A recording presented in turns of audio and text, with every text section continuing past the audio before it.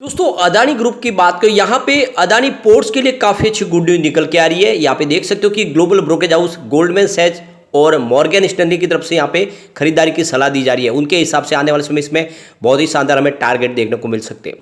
इसके अलावा देखें तो एनएससी की तरफ से एक बड़ा फैसला किया गया। उन्होंने यहाँ पे देख सकते हो अदानी ग्रीन के स्टेज 2 को स्टेज 1 में बदला है, जो काफ़ी अच्छी राहत भरी खबर है।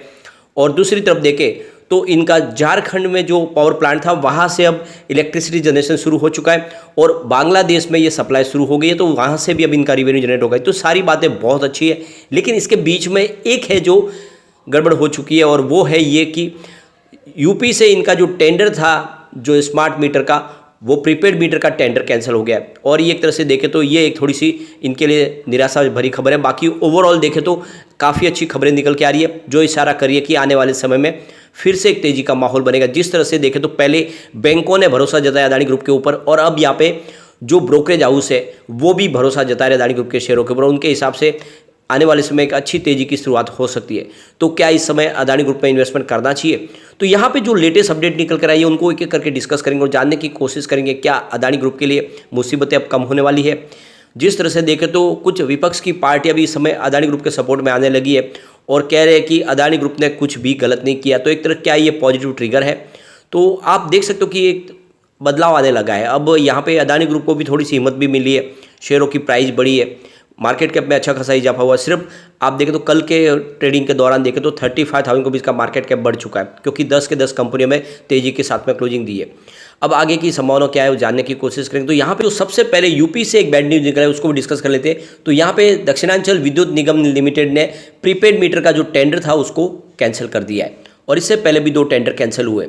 और यहाँ पे देख सकते हो कुल करीब 25,000 करोड़ रुपीज़ की लागत से 2.5 करोड़ स्मार्ट प्रीपेड मीटर लगाने थे और ये टेंडर जो पास हुआ था ये दक्षिणांचल विद्युत निगम का ही करीब 9,000 करोड़ रुपीज़ का बड़ा टेंडर था, जो यहाँ पे अब रद्द कर दिया गया है दक्षिणांचल लिमिटेड की तरफ से और ये अदानी ग्रुप को एक तरह से झटका लगा है। इससे पहले देखें तो अभी मध्यांचल, पूर्वांचल और दक्षिणांचल डिस्कॉम के टेंडर ऑलरेडी निरस्त हो चुके और यहाँ पे देख सकते हैं कि ये जो टेंडर निरस्त हुए इसके पीछे सबसे बड़ी बात है कि बहुत समय से यहाँ पे आवाज़ उठ रही थी कि ये जो टेंडर दिए गए ये काफ़ी महंगे हैं और इसकी प्राइस ज़्यादा है और इसीलिए यहाँ पे इन टेंडर को कैंसिल करके डायरेक्ट जो मीटर बनाने वाली कंपनियाँ उनके साथ में बातचीत की जाए और कम प्राइस में यहाँ पे इन टेंडर लाए जाए। क्योंकि यहाँ पे जो ये कंपनियाँ जिसमें आप देख सकते हो कि चाहे अदानी ग्रुप हो या फिर जीएमआर टेंडर हो, और इन कंपनियों ने जो टेंडर जारी किए थे उससे भी कम में ये जो है प्रीपेड मीटर बाजार में मिल सकते हैं, ये ऐसी बातें निकल कर आई। तो आप देख सकते हो कि जो इसका न्यूनतम कॉस्ट है 6,000 रुपीज़ पर मीटर का लगाया गया था, लेकिन यहाँ पे देख सकते हो कि 9,000 से लेकर 10,000 के बीच में यहाँ पे ये टेंडर्स है और इस हिसाब से देखें तो ये रकम बहुत ज़्यादा है। नहीं देखें तो करीब 65% से ज़्यादा की रकम अदा की जा रही है और इसीलिए ये टेंडर कैंसिल किए जा रहे हैं। कहा जा रहा है कि अगर ये सीधे उन मीटर निर्माताओं से अगर खरीदे जाए तो आप देख सकते हो इसकी जो लागत है वो कम हो सकती है, यानी वो लगभग आप देख सकते हो 5,500 से लेके 7,000 के बीच में आ सकते हैं। तो इस तरह से देखें तो जो प्राइस कम हो सकती है और इसीलिए यहाँ पे ये टेंडर को रद्द किया गया है। तो एक तरह से अदानी ग्रुप के लिए एक झटका तो है, लेकिन अदानी के लिए देखें तो एक काफ़ी अच्छी खबर निकल कर आई है कि अदानी ग्रुप का जो थर्मल पावर प्लांट है झारखंड के अंदर, वो पावर प्लांट अब कमर्शियल रूप से शुरू हो चुका है और इनका जो यूनिट 2 है वहाँ पे 800 मेगावाट की कैपेसिटी से इस पावर प्लांट की शुरुआत हो चुकी है और इसका जो बिजली अब बनेगी ये बिजली बांग्लादेश में सप्लाई की जाएगी और इसकी कमर्शियल शुरुआत हो गई तो वहाँ से अब रेवेन्यू अर्न होना शुरू हो जाएगा। तो ये आप देख सकते हो कि ये फर्स्ट फेज में, इसके बाद में एक और 800 मेगावाट का इनका प्रोजेक्ट है वो शुरू होगा। तो ये गोदा डिस्ट्रिक्ट झारखंड में है और आप देख सकते हो कि पिछले दिनों यहाँ पे देख सकते हो कि बांग्लादेश की तरफ से आवाज़ भी आई थी कि ये जो प्राइस है ये ज़्यादा है, इसकी पर यूनिट उसको कम किया जाए। तो बार्गेनिंग भी हुई है। 25 साल के लिए ये एग्रीमेंट किया गया, यानी आने वाले 25 साल तक बांग्लादेश को इस पावर प्लांट के माध्यम से बिजली आपूर्ति की जाएगी। तो ये काफ़ी बड़ा फैसला है और इसकी वजह से अदानी पावर के प्रोसेस में और शेयर में तेजी आने की संभावना बनेगी, क्योंकि ये अदानी ग्रुप की सब्सिडरी कंपनी के माध्यम से, जो अदानी पावर की सब्सिडरी कंपनी है उसके माध्यम से ही पीपीए का एग्रीमेंट किया गया है और आप देख सकते हो कि आने वाले समय इसका बेनिफिट भी अदानी पावर को मिलता हुआ दिखाई देगा। तो ये 800 मेगावाट का जो है पहला जो यूनिट था वो शुरू हो चुका है। अब 1600 मेगावाट का जो सेकंड यूनिट है वो भी अब जल्दी शुरू होगा और वहाँ से भी बिजली का निर्माण शुरू हो जाएगा। एक अच्छी गुड न्यूज जो है वो यहाँ पे देख सकते हो एनएससी की तरफ से निकल कर आई है। एनएससी ने लॉन्ग टर्म एडिशनल सर्विलांस जो मेजर फ्रेमवर्क यानी एएसएम लिस्ट उसमें बदलाव किया, यानी अदानी ग्रीन एनर्जी जो स्टेज 2 में था उसको यहाँ पे देख सकते हो स्टेज 1 में शिफ्ट कर लिया और 10 अप्रैल से ये लागू हो जाएगा।